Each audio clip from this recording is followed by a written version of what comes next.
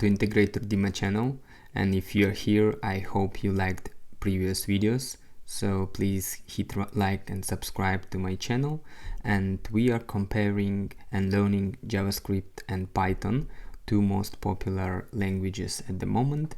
And let's start from non-primitive data types.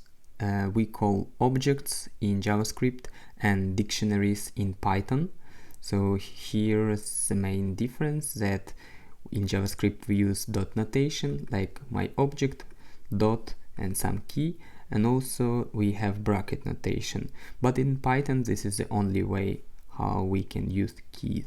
So next, arrays are called lists in Python.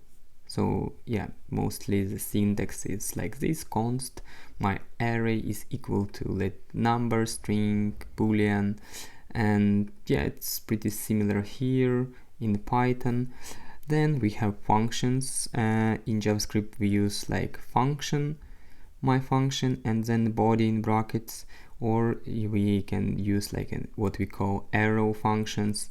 And in Python, more common, just a single way, like def my function, two dots, and then the body. So sets exist in both languages. Here is like a new set in JavaScript, and it filters duplicates in both languages as well.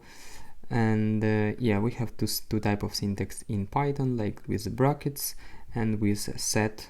And no tuples in JavaScript, but we have such in Python, so that's the main difference. And also, of course, we have classes in both languages. So in JavaScript, this is like an example class user with a constructor name, and this property is equal to some property.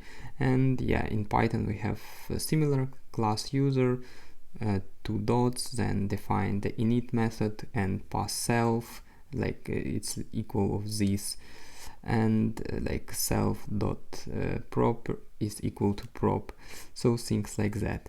Yeah, please let me know if you want to go into the more details for each of them, and we can check it in the future videos. And thanks a lot for watching, and see you soon. Bye.